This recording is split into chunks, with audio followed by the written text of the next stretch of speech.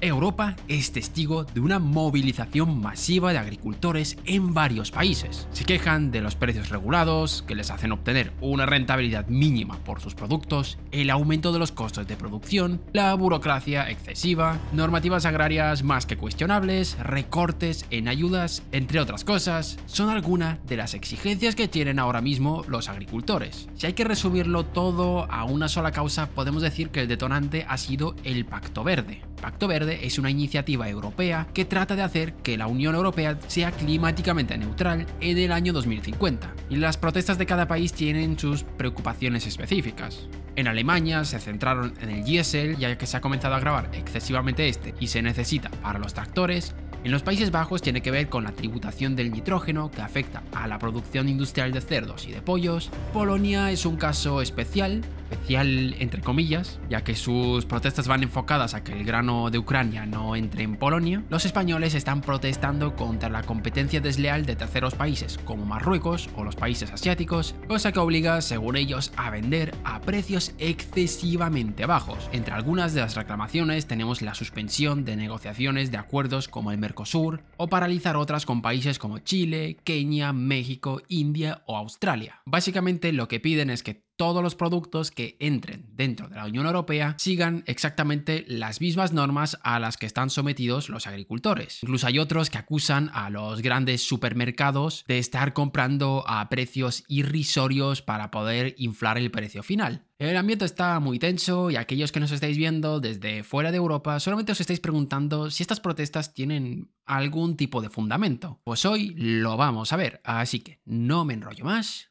poneros cómodos, que empezamos.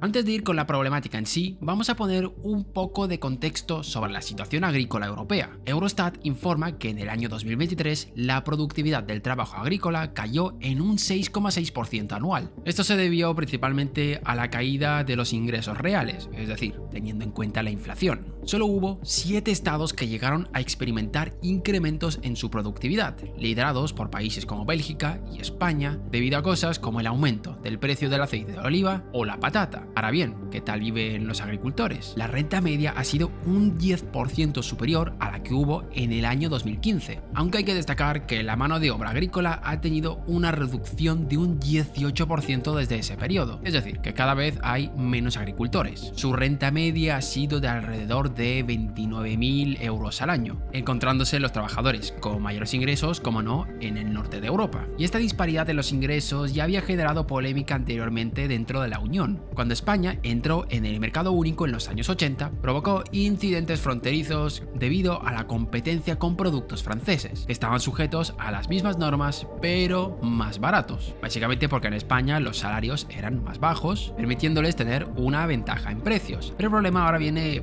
por otro lado. Con la apertura comercial del bloque se registró un superávit agroalimentario de 58.000 millones de euros entre enero y octubre de 2023. Y claro, la exigencia que hay sobre productos europeos no pueden aplicarse a los productos de fuera de la Unión Europea. Eso si no quieres tener problemas con la Organización Mundial del Comercio. Y no solo estamos hablando de diferencias salariales, pero iremos con eso un poco más adelante. Para tratar de compensar y mantener la competitividad del campo, los países de la Unión Europea reciben financiación para la agricultura. En el año 2019 se asignaron alrededor de 38.000 millones de euros a pagos directos a los agricultores y otros 13.000 millones al desarrollo rural. Y la mitad de estas subvenciones la reciben 4 países. Francia, España, Alemania e Italia han sido los países que más ayudas recibieron de la Unión Europea con mucha diferencia. Centrándonos en España, la agricultura representa más del 2% del PIB, superando por mucho la media europea. Algo normal si tenemos en cuenta que es el segundo país de la Unión con la mayor superficie dedicada a la agricultura y siendo un importante motor exportador de la economía española. En el año 2019, las exportaciones agrícolas representaron aproximadamente el 16,4% de todas las exportaciones dirigidas, en su mayoría, a países de la propia Unión Europea. Y ahora es cuando llegan los problemas. La crisis del coronavirus ha tenido su impacto, pero limitado. El sector agrícola es el que menos sufrió esta crisis, con mucha diferencia además. El verdadero punto de inflexión y el que podemos considerar el detonante más inmediato del conflicto ha sido la guerra entre Rusia y Ucrania.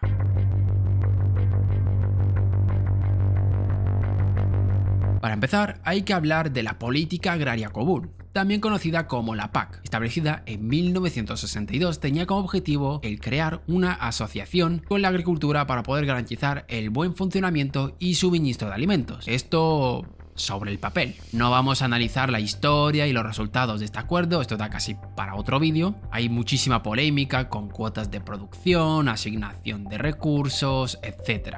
Vamos a ir con las medidas más recientes. En enero de 2023 entró en vigor la nueva PAC para el periodo 2023-2027, con un presupuesto de 336.000 millones de euros, que equivale a un tercio del presupuesto total de la Unión Europea. Y como no, algunas de estas subvenciones tienen condiciones de carácter ecológico. Mejor dicho, recibirás más subvenciones si cumples con determinados objetivos climáticos. Uno de los puntos que más polémica ha levantado tiene que ver con la prohibición de utilizar herbicidas. La Comisión Europea ha propuesto reducir en un 50% el uso de plaguicidas y químicos para el año 2030, como parte de su iniciativa de cumplir con el Pacto Verde. La Asociación Empresarial para la Protección de las Plantas, la EPLA, ha mostrado su preocupación al respecto. Dicen que estos objetivos son muy poco realistas y que pueden tener un impacto muy negativo sobre la agricultura europea, con restricciones que en España podrían afectar hasta el 40% de la superficie agrícola utilizada.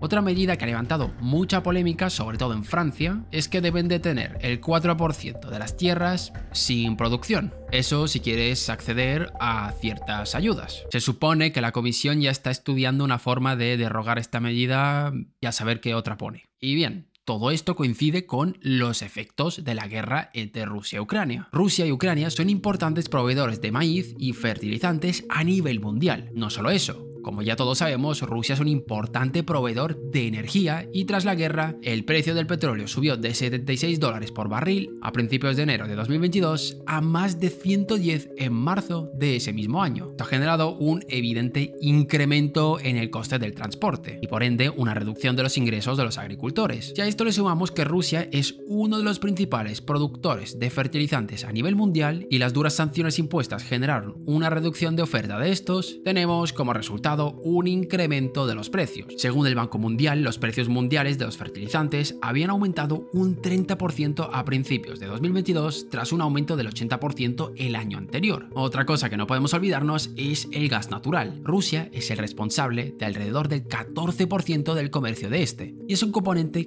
clave en la fabricación de fertilizantes, concretamente para la producción de fertilizante nitrogenado. Por otro lado, la Unión Europea ha levantado algunas restricciones que tenía sobre el comercio con Ucrania en determinados productos, de ahí las protestas de Polonia, que ven esto como una amenaza a su producción. Y es que esto tiene su historia. Ucrania, antes de la guerra, enviaba su grano a África y otros países emergentes, pero con el estallido de la guerra la ruta tradicional se ha visto bloqueada y para compensar la Unión Europea proporcionó vía libre a todos sus bienes hasta llegar al destino final. Claro, al final muchos de estos productos al final lo que hacían es quedarse en Europa a precios mucho más baratos, generando protestas en Polonia ya que no pueden competirles en precio. Y todo esto empeora si tenemos en cuenta lo siguiente, el pacto del Mercosur.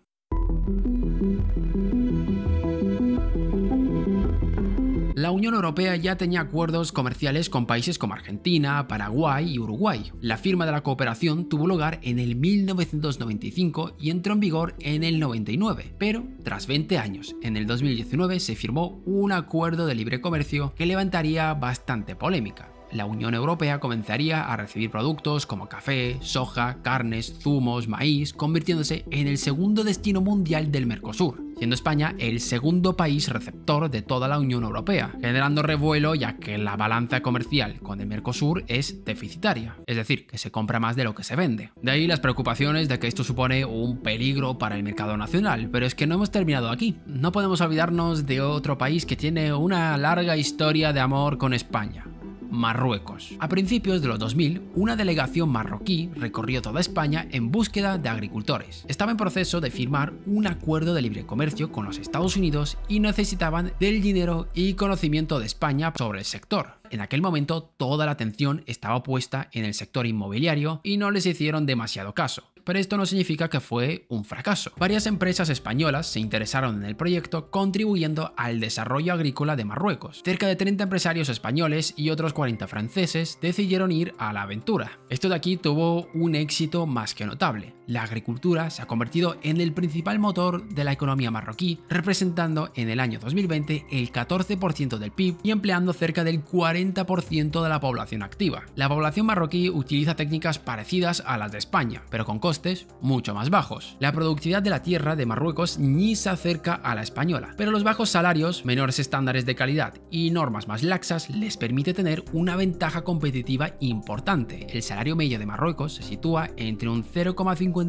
y un 0,65 euros la hora. Los trabajadores temporales generalmente no tienen acceso a todos los beneficios de la seguridad social y la mano de obra infantil es común en las explotaciones agrícolas marroquíes. Y otra cosa importante, la proximidad a Europa y el acceso directo a este mercado reduce bastante los costes de transporte, haciendo que a los productos europeos les sea imposible competir en precio. De ahí que ahora en España se está haciendo un boicot a los productos marroquíes, ya que no pueden competir contra ellos.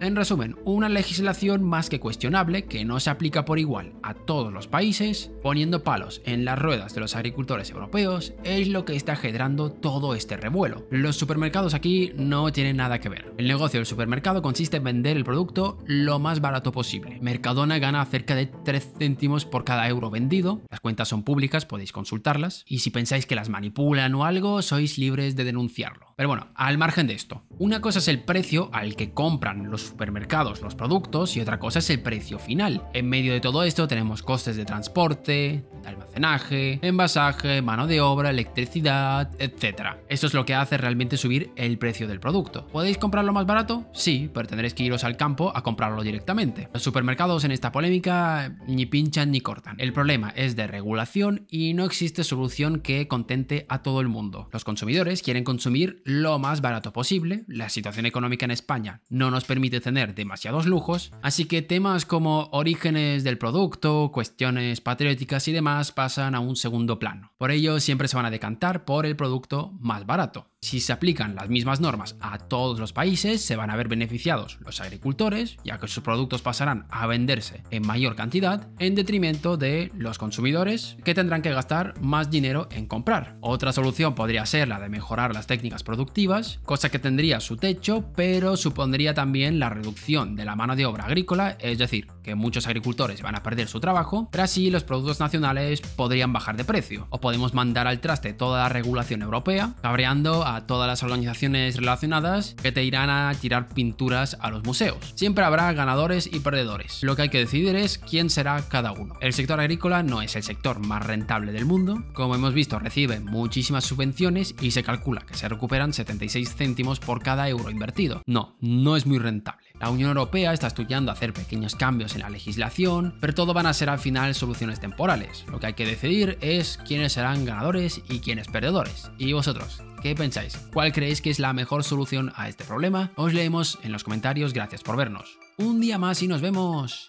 en el próximo vídeo.